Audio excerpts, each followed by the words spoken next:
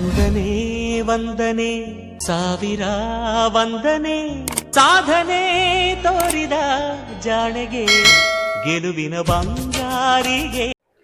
Hi ನಮಸ್ಕಾರ, ನೀವು ನೋಡ್ತಾ ಇದ್ದೀರಾ ಧ್ರುವರಿಯಾನ. ನಾನು ವರಲಕ್ಷ್ಮಿ ದಯಾನಂದ್. ಫ್ರೆಂಡ್ಸ್, ಈ ಒಂದು ವಿಡಿಯೋದಲ್ಲಿ ನಾನು ನನ್ನ ಮಗನ ಹಾಫ್ ಬರ್ತ್ಡೇ ಅಂದರೆ 6 ಮಂತಲ್ಲಿ ಸೆಲೆಬ್ರೇಷನ್ನ ಹೇಗೆ ಮಾಡಿದೆ ಅನ್ನೋದಕ್ಕಿಂತ ಏನೆಲ್ಲ ತಯಾರಿ ಮಾಡ್ಕೊಂಡೆ ಅಂತ ನೀವಿಲ್ಲಿ ನೋಡ್ಬೋದು. ನೀವಿಲ್ಲಿ ನೋಡ್ತಾ ಇರೋ ಹಾಗೆ ಫ್ರೆಶ್ ಫ್ರೂಟ್ ಕೇಕ್ನ ರೆಡಿ ಮಾಡಿಕೊಂಡೆ. ನಾನು ಈ ವಿಡಿಯೋ ಥ್ರೂ ಹೋಗ್ತಾ ಬೇರೆದನ್ನೆಲ್ಲ ಎಕ್ಸ್ಪ್ಲೇನ್ ಮಾಡೋಕ್ಕಿಂತ ಮುಂಚೆ ಈ ಒಂದು ಕೇಕ್ಗೆ ಏನೆಲ್ಲ ತಯಾರಿ ಮಾಡ್ಕೊಂಡು ಏನೇನು ಬೇಕಾಗುತ್ತೆ ಅಂತ ಹೇಳ್ತೀನಿ ಬನ್ನಿ. ಮೊದಲನೇದಾಗಿ ನಾನು ಕೇಕ್ಗೆ ಬೇಸ್ ಏನು ಬೇಕೋ ಅದನ್ನು ತೊಗೊಂಡಿದ್ದೀನಿ. ಅದು ನಾನು ಒಂದು ವೈಟ್ ಪ್ಲೇಟ್ನ ತೊಗೊಂಡಿದ್ದೀನಿ. ಅದ್ರ ಜೊತೆಗೆ ಮುಖ್ಯವಾಗಿ ವಾಟರ್ಮೆಲನ್ ಅಂದರೆ ಕಲ್ಲಂಗಡಿ ಹಣ್ಣು ಬೇಕು. ನಾನು ಸ್ವಲ್ಪ ದೊಡ್ಡದೇ ತೊಗೊಂಡಿದ್ದೀನಿ ಡಬಲ್ ಸ್ಟೆಪ್ ಮಾಡೋದಕ್ಕೋಸ್ಕರ. ಅದ್ರ ಜೊತೆಗೆ ಟೂತ್ ಪಿಕ್ಕು, ಆಮೇಲೆ ಯಾವ್ಯಾವ ಥರ ವೆರೈಟಿ ಬೇಕು ಎಲ್ಲ ಥರ ಹಣ್ಣು ನಿಮ್ಗೆ ಸಿಗೋ ಥರ ಹಣ್ಣೆಲ್ಲ ತೊಗೋಬೋದು. ಆಮೇಲೆ ಇದು ಏನಂತಾರೆ, ಶೇಪ್ ಕಟ್ಟರು. ಇದು ಆನ್ಲೈನಲ್ಲಿ ಸಿಗುತ್ತೆ, ನೀವು ಪರ್ಚೇಸ್ ಮಾಡಿದ್ರೆ. ನಾನು ತಕ್ಷಣಕ್ಕೆ ಅಂತ ಇನ್ಸ್ಟಾಮಾರ್ಟಲ್ಲಿ ತರಿಸ್ಕೊಂಡಿದ್ದೆ. ಸೊ ಇದಿಷ್ಟು ಐಟಮ್ ಇಲ್ಲಿ ಬೇಕಾಗುತ್ತೆ. ಮೇಯ್ನಾಗಿ ಬೇಸ್ ಬೇಕು, ಆಮೇಲೆ ಯಾವ್ಯಾವ ಥರ ಫ್ರೂಟ್ ಬೇಕೋ ನೀವು ಕಲೆಕ್ಟ್ ಮಾಡ್ಕೋಬೋದು. ಅದ್ರ ಜೊತೆಗೆ ಅದನ್ನೆಲ್ಲ ಸರಿಯಾಗಿ ಮಾಡಬೇಕಾದ್ರೆ ಟೂತ್ ಪಿಕ್ ತುಂಬ ಅವಶ್ಯಕತೆ, ಅದನ್ನು ತೊಗೋಬೇಕು. ಅದ್ರ ಜೊತೆಗೆ ಶೇಪರ್ ಬೇಕಾದ್ರೆ ತೊಗೋಬೋದು, ಇಲ್ಲ ಅದನ್ನೆಲ್ಲ ಅಫೋರ್ಡ್ ಮಾಡೋಕ್ಕಾಗಲ್ಲ ಅಂತಂದರೆ ಆರಾಮ್ಸೆ ನೀವು ಸ್ವಲ್ಪ ಟೈಮ್ ಇದ್ದರೆ ಕಟ್ ಮಾಡ್ಕೋಬೋದು, ನೀವೇ ಯಾವ ಶೇಪ್ ಬೇಕೋ ಆ ಶೇಪಲ್ಲಿ. ಮೊದಲನೇದಾಗಿ ಹೇಳಿದ್ನಲ್ಲ, ಒಂದು ವೈಟ್ ಪ್ಲೇಟ್ ಬೇಸಾಗಿ ನಾನು ತೊಗೊಂಡಿದ್ದೀನಿ. ಅದ್ರ ಮೇಲೆ ನಾನು ಕಲ್ಲಂಗಡಿ ಹಣ್ಣನ್ನು ಇಟ್ಕೊಂಡು ಸುತ್ತ ಎಡ್ಜಸ್ ಅಂದರೆ ಸಿಪ್ಪೆ ಎಲ್ಲ ನೀಟಾಗಿ ಹೊರ್ಕೊತಾ ಇದ್ದೀನಿ. ಆ್ಯಕ್ಚುಲಿ ನೀವು ಇದನ್ನು ಕಟ್ ಮಾಡಬೇಕಾದ್ರೆ ಸ್ವಲ್ಪ ಚೆನ್ನಾಗಿರೋ ದೊಡ್ಡದಾಗಿರ್ತಕ್ಕಂಥ ಶಾರ್ಪ್ ಆಗಿರೋಂಥ ನೈಫ್ನೇ ತೊಗೋಬೇಕು. ನಮ್ಮನೇಲಿ ನಾವು ಹಣ್ಣು ಕಟ್ ಮಾಡೋದಕ್ಕೋಸ್ಕರ ಅಂತಲೇ ಇದನ್ನು ಸಪ್ರೇಟಾಗಿ ಇಟ್ಕೊಂಡ್ಬಿಟ್ಟಿದ್ದೀನಿ. ಯಾಕಂದರೆ ನನಗೆ ತರಕಾರಿ ಕಟ್ ಮಾಡೋದು, ಹಣ್ಣು ಕಟ್ ಮಾಡೋದು ಎಲ್ಲ ಒಂದರಲ್ಲೇ ಆದರೆ ಇಷ್ಟ ಆಗಲ್ಲ. ಆ್ಯಂಡ್ ನನಗೆ ತಿನ್ನೋಕ್ಕೂ ಸ್ವಲ್ಪ ಅದು ಅಷ್ಟು ಚೆನ್ನಾಗಿ ಅನಿಸಲ್ಲ. ಹಾಗಾಗಿ ಹಣ್ಣಿಗೋಸ್ಕರನೇ ಇದು ಸಪ್ರೇಟಾಗಿ ಇಟ್ಕೊಂಡಿದ್ದೀನಿ. ಸೊ ದೊಡ್ಡದನ್ನೇ ಇಟ್ಕೊಂಡಿದ್ದೀನಿ. ಹಾಗಾಗಿ ನನಗೆ ಇದೆಲ್ಲ ಕಟ್ ಮಾಡ್ಕೊಳ್ಳೋಕ್ಕೆ ಸ್ವಲ್ಪ ಸುಲಭನೇ ಆಗ್ತಾಯಿದೆ. ಸೊ ನೋಡ್ತಾ ಇದ್ದೀರಾ, ಮೇಲ್ಗಡೆಯಿಂದ ಎಷ್ಟಾಗುತ್ತೋ ಅಷ್ಟು ಕಟ್ ಮಾಡಿಕೊಂಡು ಮತ್ತೆ ಅದನ್ನು ಉಲ್ಟಾ ಮಾಡಿಕೊಂಡು ನೀಟಾಗಿ ಅದನ್ನು ಚೂರು ಕೂಡ ಸಿಪ್ಪೆ ಇಲ್ದಿರೋ ಹಾಗೆ ಎಲ್ಲನೂ ತಗೊಂಡಿದ್ದೀನಿ. ಅದಾದಮೇಲೆ 2 ಭಾಗ ಮಾಡಿಕೊಂಡು ಅದನ್ನು ಕೂಡ ಕ್ಲೀನಾಗಿ ಒಂದು ಶೇಪ್ ಮಾಡ್ಕೊಳ್ತಾ ಇದ್ದೀನಿ. ನಾನಿಲ್ಲಿ ರೌಂಡ್ ಶೇಪಲ್ಲಿ ಮಾಡ್ತಾ ಇರೋದ್ರಿಂದ ರೌಂಡಾಗಿ ಕಟ್ ಮಾಡ್ಕೊಳ್ತಾ ಇದ್ದೀನಿ. ನೀವು ಬೇಕಾದರೆ ಅದನ್ನೇ ಸ್ಕ್ವೇರ್ ಅಂದರೆ ಬಾಕ್ಸ್ ಟೈಪಲ್ಲೂ ಕೂಡ ಮಾಡ್ಕೋಬಹುದು. ರೌಂಡ್ ಆಗಿದ್ರೆ ತುಂಬ ಚೆನ್ನಾಗಿರುತ್ತೆ ಅನ್ನೋದಕ್ಕೋಸ್ಕರ ನಾನು ರೌಂಡಾಗಿ ಕಟ್ ಮಾಡ್ಕೊತಾ ಇದ್ದೀನಿ. ಆ್ಯಂಡ್ ಇಲ್ಲಿ ತುಂಬ ಹಣ್ಣನ್ನು ನಾನು ಕಟ್ ಮಾಡ್ಕೊತಿದ್ದೀನಿ, ಯಾಕಂದರೆ ಅದು ಕರೆಕ್ಟಾಗಿ ಸೈಜು ಅಥವಾ ಶೇಪ್ ಎಲ್ಲ ಕರೆಕ್ಟಾಗಿ ಬರಬೇಕು. ಯಾಕಂದರೆ ಒಂದ್ರ ಮೇಲೆ ಒಂದು ಇಡೋದ್ರಿಂದ ಅದು ಬಿದ್ದೋಗೋ ಥರ ಎಲ್ಲ ಆಗಬಾರ್ದು. ಹಾಗಾಗಿನೇ ಸೊ ನಾನಿಲ್ಲಿ ನೀಟಾಗಿ ಎಲ್ಲನೂ ಕಟ್ ಮಾಡ್ಕೊಳ್ತಾ ಇದ್ದೀನಿ. 2ನೇದು ಸ್ಟೆಪ್ ಏನಿತ್ತು ಅದು ತೊಗೊಂಡಿದ್ನಲ್ಲ, ಅದು ಕೂಡ ಸ್ವಲ್ಪ ಅದಕ್ಕಿಂತ ಅಂದರೆ ಕೆಳಗಡೆ ತೊಗೊಂಡಿರೋದಕ್ಕಿಂತ ಸ್ವಲ್ಪ ಮೇಲ್ಗಡೆ ಇಟ್ಕೊಳ್ಳೋ ಬೇಸ್ ಇನ್ನೊಂದು ಸ್ವಲ್ಪ ಚಿಕ್ಕದಾಗಿದ್ರೂ ಪರವಾಗಿಲ್ಲ. ಹಾಗಾಗಿ ಇದನ್ನು ಕೂಡ ಒಂದು ರೌಂಡ್ ಶೇಪಲ್ಲಿ ಎಡ್ಜಸ್ನೆಲ್ಲ ನೀಟಾಗಿ ಕಟ್ ಮಾಡಿಕೊಂಡು ರೆಡಿ ಮಾಡ್ಕೊಳ್ತಾ ಇದ್ದೀನಿ. ಇದಾದಮೇಲೆ ನಾನು ಟೂತ್ ಪಿಕ್ನ ಸಹಾಯದಿಂದ ಒಂದು ಕಲ್ಲಂಗಡಿ ಹಣ್ಣಿನ ಮೇಲೆ ಇನ್ನೊಂದು ಕಲ್ಲಂಗಡಿ ಹಣ್ಣನ್ನ ಸೆಟಪ್ ಮಾಡೋದಕ್ಕೆ ಯೂಸ್ ಮಾಡ್ಕೊಳ್ತೀನಿ. ಅಂತಂದರೆ ಕಲ್ಲಂಗಡಿ ಹಣ್ಣು ಕೆಳಗಡೆ ಏನು ತೊಗೊಂಡಿದ್ವು ಅದ್ರ ಮೇಲೆ ಇನ್ನೊಂದು ಇಟ್ಟಾಗ ಅದು ಸಲೀಸಾಗಿ ಜಾರು ಹೋಗಿಬಿಡುತ್ತೆ. ಹಂಗಾಗಬಾರ್ದು ಅಂದರೆ ಟೂತ್ ಪಿಕ್ ಸಪೋರ್ಟ್ನ ನಾವು ತೊಗೊಂಡಾಗ ಆರಾಮ್ಸೆ ಅದು ಸೆಟ್ ಆಗೋದಕ್ಕೆ ಅಥವಾ ಗಟ್ಟಿಯಾಗಿ ಕೂತ್ಕೊಳ್ಳೋಕ್ಕೆ ಒಂದು ಸಪೋರ್ಟ್ ಸಿಸ್ಟಮ್ ಥರ ಇರುತ್ತೆ. ಸೊ ಇಲ್ಲಿ ನೋಡ್ಬೋದು, ನಾನು ಮೇಲ್ಗಡೆ ಇರೋ ಟಾಪರ್ ಏನು ತೊಗೊಳ್ತೀನೋ ಅದನ್ನು ಸ್ವಲ್ಪ ಚಿಕ್ಕದಾಗಿ ಮತ್ತು ರೌಂಡಾಗಿ ಮಾಡ್ಕೊಂಡಿದ್ದೀನಿ. ಬೇಸ್ ಅಂತ ಏನು ತೊಗೊಂಡಿದ್ನೋ ಅದ್ರ ಮೇಲೆ ನಾನು ಹಣ್ಣನ್ನು ಇಟ್ಟು ಕಟ್ ಮಾಡಿದ್ದಕ್ಕೆ ಮತ್ತೆ ಅದನ್ನು ಇವಾಗ ಸೆಟ್ ಮಾಡಬೇಕು ಅಂತ ಅಂದಾಗ ಮತ್ತೆ ಒಂದು ಬಟ್ಟೆಲಿ ಅಥವಾ ಟಿಶ್ಯೂಲಿ ನೀಟಾಗಿ ಬೇಸ್ನ ಮತ್ತೆ ಒರೆಸ್ಕೊಂಡೆ. ಯಾಕಂದರೆ ಹಣ್ಣಿನ ರಸ ಇರುತ್ತೆ ಅನ್ನೋ ಕಾರಣಕ್ಕೆ. ಈಗಾಗಲೇ ನಾನು ಹೇಳ್ದಾಗೆ ಒಂದ್ರ ಮೇಲೆ ಒಂದು ಹಣ್ಣು ಇಡೋಕ್ಕೋಸ್ಕರ ನಾನು ಟೂತ್ ಪಿಕ್ನ ಒಂದು ಸಹಾಯ ತೊಗೊಂಡು ಮಧ್ಯದಲ್ಲೆಲ್ಲ ಚುಚ್ಚಿ ಅದ್ರ ಮೇಲೆ ಫಸ್ಟ್ ಸ್ಟೆಪ್ನ ಲೇಯರ್ ಏನು ಇಟ್ಕೋಬೇಕು ಅದನ್ನು ಇಟ್ಕೊಂಡೆ. ಅದಾದಮೇಲೆ ನಾನು ಯಾವ್ಯಾವೆಲ್ಲ ಫ್ರೂಟ್ನ ಕಲೆಕ್ಟ್ ಮಾಡಿ ಇಟ್ಕೊಂಡಿದ್ನೋ ಅದರಲ್ಲಿ ದ್ರಾಕ್ಷಿ ಹಣ್ಣನ್ನು ನಾನು ಕೆಳಗಡೆ ಅಂದರೆ ಪ್ಲೇಟ್ ಏನಿರುತ್ತಲ್ಲ, ಪ್ಲೇಟಿನ ಮೇಲ್ಗಡೆಗೆ ಸುತ್ತ ಇಡೋದಕ್ಕೋಸ್ಕರ ಅದು ಬಂಚ್ ಏನಿರುತ್ತೋ ಅದನ್ನೇ ನಾನು ಯೂಸ್ ಮಾಡಿಕೊಂಡೆ ಆದಷ್ಟು. ಅದಕ್ಕೂ ಮುಂಚೆ ನಾನಿಲ್ಲಿ ಆರೆಂಜ್ ಏನು ತೊಗೊಂಡಿದ್ದೆ ಅದನ್ನು ಸ್ವಲ್ಪ ದೊಡ್ಡದೇ ತೊಗೊಂಡಿದ್ದೆ. ಟಾಪರ್ನ ಇಡೋಕ್ಕಿಂತ ಮುಂಚೆ ಮೇಲ್ಗಡೆ ಬರೀ ಅದು ಪ್ಲೇನ್ ಇದ್ದರೆ ಅದು ಅಷ್ಟು ಚೆನ್ನಾಗಿ ಕಾಣಲ್ಲ. ಹಾಗಾಗಿ ಸ್ವಲ್ಪ ರಿಚ್ ಲುಕ್ ಬರೋದಕ್ಕೋಸ್ಕರ ಅಂತಲೇ ನಾನು ಆರೆಂಜನ್ನು ಏನು ತೊಗೊಂಡಿದ್ನೋ ಅದನ್ನು ರೌಂಡ್ ಶೇಪಲ್ಲಿ ಕಟ್ ಮಾಡಿ ಅದನ್ನು ಕೂಡ ಟೂತ್ ಪಿಕ್ನ ಸಹಾಯದಿಂದ ಸ್ಟ್ರೈಟಾಗಿ ನಿಲ್ಲಿಸ್ಕೊತೀನಿ.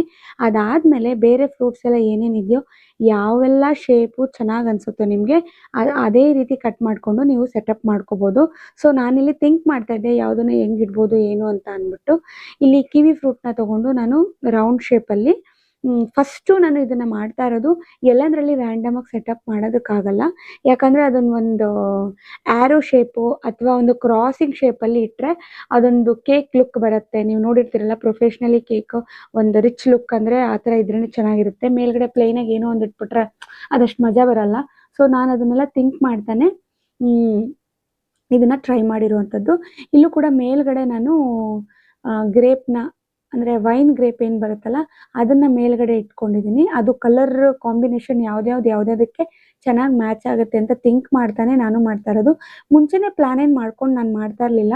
ಬಟ್ ಮಾಡಿದ್ರೆ ಚೆನ್ನಾಗಿ ಮಾಡ್ತೀನಿ, ಚೆನ್ನಾಗಿ ಬರ್ಲಿ ಅನ್ನೋ ಉದ್ದೇಶ ಇಟ್ಕೊಂಡೇನೆ ಮಾಡ್ತಾ ಯಾವ್ದ್ಯಾವ್ದು ಚೆನ್ನಾಗಿ ಅನಿಸ್ತಿತ್ತು ಅದನ್ನ ಅಲ್ಲಲ್ಲೇ ಹಂಗೆ ಅಪ್ಲೈ ಮಾಡ್ಕೊಂತಾ ಹೋಗಿದ್ದೀನಿ. ಆ್ಯಂಡ್ ಇಲ್ಲಿ ನಾನೇನು ಶೇಪರ್ ತಗೊಂಡಿದ್ನೋ ಕಟ್ಟರ್ ತಗೊಂಡಿದ್ನೋ ಅದರಿಂದ ನನಗಿನ್ನೂ ಅನುಕೂಲ ಆಯಿತು. ಇವಾಗ ಆ್ಯಪಲ್‌ನೆಲ್ಲ ಹಾರ್ಟ್ ಶೇಪಲ್ಲಿ ಅಥವಾ ಬೇರೆ ಯಾವ್ದಾದ್ರು ಶೇಪಲ್ಲಿ ನಾನು ಕಟ್ ಮಾಡಬೇಕಾದ್ರೆ ಅದಕ್ಕೆ ತುಂಬ ಟೈಮ್ ಹಿಡಿಯುತ್ತೆ, ಮಾಡೋಕ್ಕಾಗಲ್ಲ ಅಂತಲ್ಲ. ಸೊ ನನಗಷ್ಟು ಟೈಮ್ ಇರೋದಿಲ್ಲ. ಯಾಕಂದರೆ ವಿತಿನ್ 20-30 ಮಿನಿಟ್ಸ್ ಒಳಗಡೆ ನಾನು ಇದನ್ನು ಮುಗಿಸ್ಬೇಕಾಯ್ತು. ಯಾಕಂದರೆ ಧ್ರುವ ಡ್ಯೂಟಿಗೆ ಹೋಗಿದ್ರು.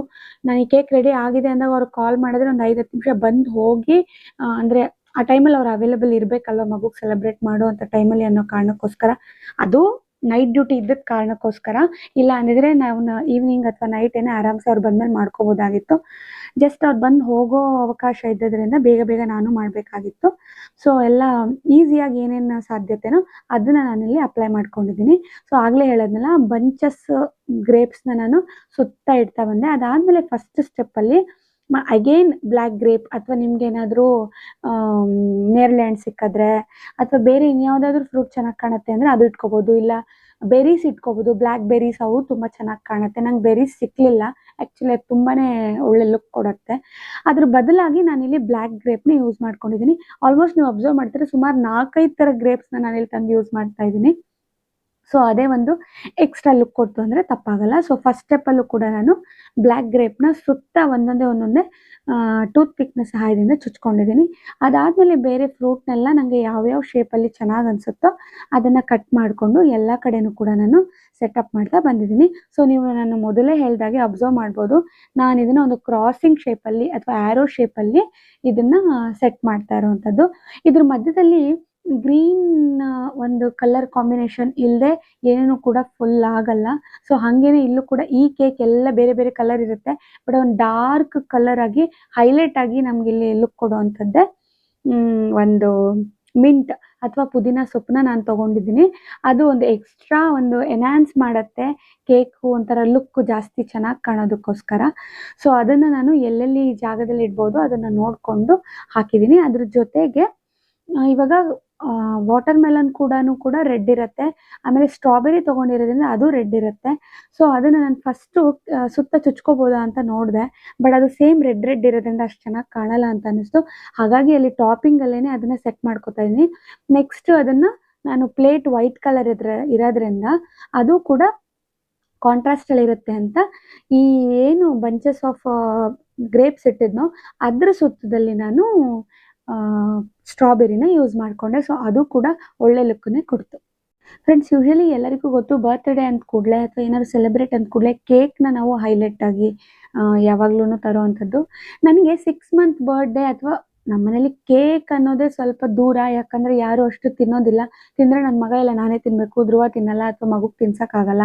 ಹಾಗಾಗಿ ಸುಮ್ಮನೆ ತಂದು ದುಡ್ಡು ಅದು ಯಾಕೆ ವೇಸ್ಟ್ ಮಾಡಬೇಕು, ಅದ್ರ ಬದಲು ಫ್ರೂಟ್ಸೇ ಮಾಡಿದ್ರೆ ಎಲ್ಲರೂ ತಿನ್ಬೋದು. ಇನ್ಫ್ಯಾಕ್ಟ್ ಕಟ್ ಮಾಡಿದಾಗ ಮಗುಗೂ ಸ್ವಲ್ಪ ಬಾಯಿಗೆ ಕೊಡ್ಬೋದು ಅಂತ. ಇವಾಗ ಆಲ್ಮೋಸ್ಟ್ ಎಲ್ಲ ಒಂದು 6 ಮಂತ್ ಕಟ್ ಮಾಡಿದಾಗ ಮಗುಗೆ ಒಂಚೂರು ತಾನೇ ಕೊಟ್ಬಿಡ್ಬೋದು ಅಂತ ಯಾವುದೇ ಕೇಕ್ ಆದರೂ ಕೊಟ್ಬಿಡ್ತಾರೆ. ಬಟ್ ನನಗೆ ಅದೆಲ್ಲ ಇಷ್ಟ ಆಗಲ್ಲ. ಹಾಗಾಗಿ ನಾನು ಫ್ರೂಟ್ ಕೇಕ್‌ನೇ ಪ್ರಿಫರ್ ಮಾಡಿದ್ದು. ಸೊ ಎಷ್ಟೇ ಕಷ್ಟ ಅಂತ ಅನಿಸಿದ್ರು ಕೂಡ ಎಂಡ್ ಆಫ್ ದ ಡೇ ಅದರಿಂದ ಸಿಗೋ ಖುಷಿ ಬೇರೆನೇ. ಆ್ಯಂಡ್ ಒಂದು ಒಳ್ಳೆ ಕೆಲಸ ಮಾಡಿದ್ದೀನಿ ಅನ್ನೋ ಸಮಾಧಾನ ನನಗಿರುತ್ತೆ.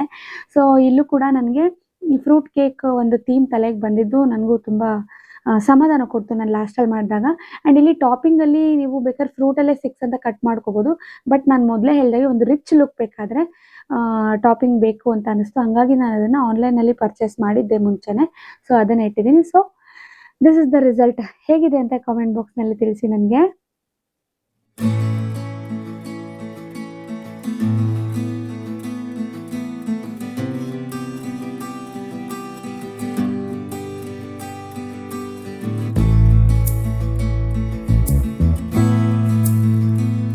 ಸೊ ಕೇಕ್ ಇಟ್ಟು ಸೆಲೆಬ್ರೇಟ್ ಮಾಡೋಕ್ಕೂ ಕೂಡ ನಾನು ಒಂದು ರೂಮಲ್ಲಿ ಸಣ್ಣ ಪುಟ್ಟದಾಗಿ ಒಂದು ಸೆಟಪ್ ಮಾಡ್ಕೊಂಡಿದ್ದೆ.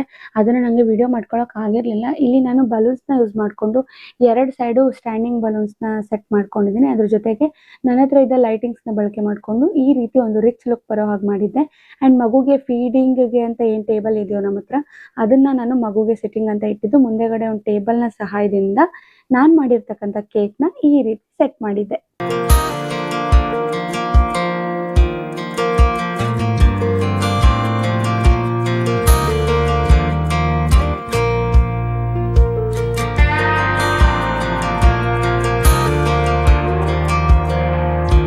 ಇಲ್ಲೂ ಕೂಡ ಒಂದು 10 ನಿಮಿಷದ ಮಟ್ಟಿಗೆ ಬಂದು ಈ ಒಂದು ಸಣ್ಣ ಪುಟ್ಟ ಸೆಲೆಬ್ರೇಷನಲ್ಲಿ ಭಾಗಿಯಾಗಿ ಮುಗಿಸಿದ್ವಿ ನಾವು. ಜೊತೆಯಲ್ಲಿ ನಮ್ಮಮ್ಮ ಕೂಡ ಬಂದಿದ್ದರಿಂದನೇ ಇದೆಲ್ಲ ನಂಗೆ ಮಾಡೋಕ್ಕೆ ಸಾಧ್ಯ ಆಯಿತು. ಸೊ ನಮ್ಮಮ್ಮನಿಗೆ ಇಲ್ಲಿ ಸ್ಪೆಷಲ್ ಥ್ಯಾಂಕ್ಸ್ ಹೇಳಲೇಬೇಕು. ಸೊ ನನ್ನ ಈ ಒಂದು ಪುಟ್ಟ ಪ್ರಯತ್ನ ನಿಮ್ಮೆಲ್ಲರಿಗೂ ಇಷ್ಟ ಆಗಿದೆ ಅಂತ ಭಾವಿಸ್ತಾ ಇದ್ದೀನಿ. ವಿಡಿಯೋ ಇಷ್ಟ ಆಗಿದ್ರೆ ಲೈಕ್ ಮಾಡೋದನ್ನು ಮರಿಬೇಡಿ. ಫ್ಯಾಮಿಲಿ ಆ್ಯಂಡ್ ಫ್ರೆಂಡ್ಸ್ ಜೊತೆಗೆ ಶೇರ್ ಮಾಡಿ. ಸಬ್ಸ್ಕ್ರೈಬ್ ಯಾರಾದರೂ ಮಾಡ್ಕೊಳ್ಳಿ, ನೀವು ವಿಡಿಯೋ ನೋಡ್ತಿದ್ರೆ ದಯವಿಟ್ಟು ಚಾನಲ್ನ ಸಬ್ಸ್ಕ್ರೈಬ್ ಮಾಡ್ಕೊಂಡು ಸಪೋರ್ಟ್ ಮಾಡಿ ಅಂತ ಹೇಳ್ತಾ, ಏನೇ ಅಭಿಪ್ರಾಯ ಆದರೂ ಕಮೆಂಟ್ ಬಾಕ್ಸ್ನಲ್ಲಿ ತಪ್ಪದೆ ಬರೀರಿ. ಸಾಕಷ್ಟು ಜನ ನನಗೆ DM ಮಾಡ್ತೀರಾ, ಪರ್ಸ್ನಲ್ ಮೆಸೇಜ್ ಮಾಡ್ತೀರಾ, ಚೆನ್ನಾಗಿತ್ತು ಹಾಗೆ ಅಂತ. ಬೆಟರ್ ನೀವು ಕಾಮೆಂಟ್ ಬಾಕ್ಸ್ನಲ್ಲಿ ಕಾಮೆಂಟ್ ಮಾಡಿದ್ರೆ ಅದನ್ನು ನೋಡೋ ಬೇರೆಯವರು ಕೂಡ ಇನ್ಸ್ಪೈರ್ ಆಗ್ತಾರೆ ಮಾಡೋದಕ್ಕೋಸ್ಕರ. ಇಲ್ಲ ಎಜಿಟೇಟ್ ಮಾಡ್ಕೊಳ್ಳೋರು ಕೂಡ, ಹಿಂದೆ ಹಾಕೋರು ಕೂಡ ಮಾಡೋದಕ್ಕೆ ಹಾಗೆ ಉಳ್ಕೊಳ್ಳೋ ಹಂಗಾಗುತ್ತೆ. ಸೊ ಏನೇ ಅಭಿಪ್ರಾಯ ಆದರೂ ಕಾಮೆಂಟ್ ಬಾಕ್ಸ್ನಲ್ಲಿ ತಿಳಿಸಿದ್ರೆ ನನಗೂ ಅನುಕೂಲ ಆಗುತ್ತೆ ಅಂತ ಹೇಳ್ತಾ, ಮುಂದಿನ ಮತ್ತೊಂದು ವಿಡಿಯೋ ಜೊತೆಗೆ ನಾನು ನಿಮ್ಮನ್ನ ಭೇಟಿ ಮಾಡ್ತೀನಿ. ಅಲ್ಲಿವರೆಗೂ ಎಲ್ಲರೂ ನಗ್ನಗ್ತಾ ಇರಿ, ಆರೋಗ್ಯವಾಗಿರಿ. ಕನ್ನಡಿಗರಾದ ನಾವು ಕನ್ನಡವನ್ನು ಹೆಚ್ಚು ಹೆಚ್ಚು ಪ್ರೀತಿಸೋಣ ಅಂತ ಹೇಳ್ತಾ ನಮಸ್ಕಾರ.